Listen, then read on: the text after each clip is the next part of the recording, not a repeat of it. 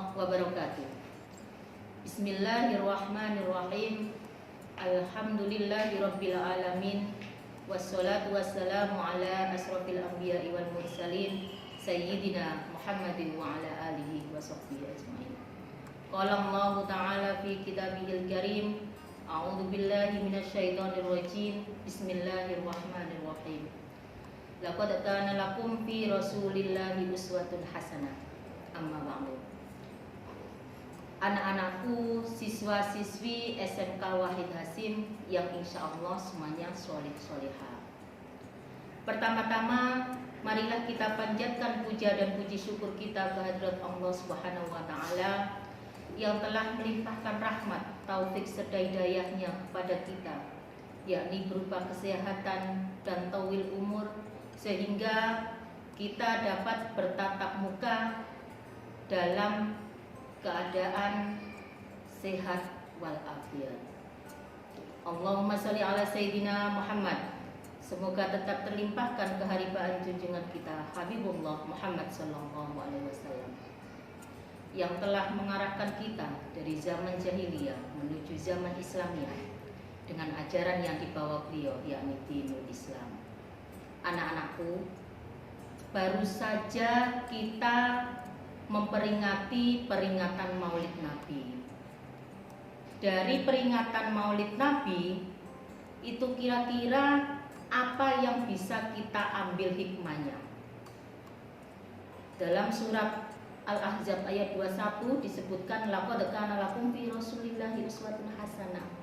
Jadi Rasul itu sebagai suri tauladan, contoh yang baik. Kira-kira apa yang bisa kita ambil dari kepribadian Rasulullah yang bisa kita contoh? Misalkan kita bisa melihat dari sifat-sifat Rasul yang ada 4: Siddiq, amanah, tabligh, fatona. Siddiq misalkan contoh berkata benar. Rasul itu suka ketika ngomong itu selalu jujur. Jadi tidak pernah terdengar bahwa Rasul itu menjui, berbohong. Jadi itu salah satu contoh yang bisa kita ambil dalam keseharian. Kalau misalkan dalam keadaan apapun, usahakan berkata itu benar. Karena apa? Karena kalau misalkan kebiasaan berbohong, akan selamanya berbohong. Yang kedua, setelah siddiq, amanah, dapat dipercaya. Jadi kalau misalkan orang dikasih satu kepercayaan, itu sulit, nak. Contoh misalkan kalian dikasih kepercayaan sama orang tuamu untuk belajar, datang ke sekolah, kadang-kadang di sekolah tidur, itu berarti bukan amanah. Yang namanya amanah itu ketika kamu berangkat sekolah pamit ke orang tuamu, Bu, Pak, saya berangkat sekolah mau nuntut ilmu. Di sekolah ya ketika ada guru nerangkan, didengarkan.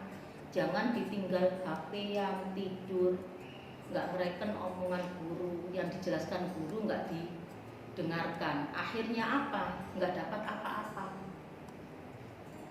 Jadi tidak boleh khianat. Yang ketiga, setelah yang pertama tadi siddiq, amanah, tabligh, menyampaikan. Jadi kalau misalkan kita punya satu misalkan contoh, kamu diajarkan di sekolah tentang gimana caranya sholat misalkan. Kamu tadi diajari guru agamamu tentang sholat. Di rumah, karena kamu bisa, kamu lakukan, kamu praktekkan. Setelah itu mungkin ngajak adik-adikmu, Dek, tadi di sekolah saya diajarin Pak Ubed, Bu Titin, Pak Aksan misalkan tentang cara sholat. Ayo melok sholat dengan saya ajari caranya. Itu sebagai siswa yang baik itu cara mengikuti sifat Rasul itu seperti itu. Kemudian fatona. Sekarang saya tanya, siapa yang nggak pengen pinter? Siapa yang nggak pengen cerdas? Pasti semuanya ingin. Ya, karena apa? Karena kita tahu bahwa semua orang bayi yang terlahir ke dunia itu awalnya tidak bisa apa-apa, hanya bisa nangis, hanya bisa oek-oek gitu saja. Tapi melalui proses hari demi hari, pertama awalnya diajari ibu, itu belajar proses ketika cara ngomong, cara berjalan, itu proses belajar agar menjadi pintar. Kemudian waktunya sekolah, ya sekolah tujuannya apa? Biar pintar. Jadi bukan hanya saya sekolah biar dapat ijazah, tidak. Jadi biar pintar. Karena apa? Karena Allah akan mengangkat derajat orang yang beriman dan berilmu. Jadi kamu bisa lihat ketika mencari pekerjaan, kadang antara orang yang nggak pintar sama orang yang pintar, pasti pekerjaannya lebih enakan dan lebih mudah itu orang yang pintar. Kamu pengen susah apa pengen enak? Pasti pengen enak kan? Makanya belajar. Rasulullah pun sama, dulu ketika Rasulullah sebelum diangkat jadi Rasul, beliau itu tidak bisa membaca, tidak bisa menulis umi. Tapi karena apa? Karena beliau mau belajar, mau nggak malu bertanya, akhirnya apa? Jadi pintar. Sama dengan kita. Guru kalian pun sama. Jadi ketika beliau sebelum ngajar, mereka pasti belajar dulu. Jadi mumpung kalian masih muda, gunakan kesempatan kalian untuk belajar. Kenapa? Karena kalau misalkan nanti sudah tua, kalian mau sekolah, izin bu, karena apa? Mosok belajar bareng cucuwe misalnya. Padahal menuntut ilmu itu nggak ada batasan.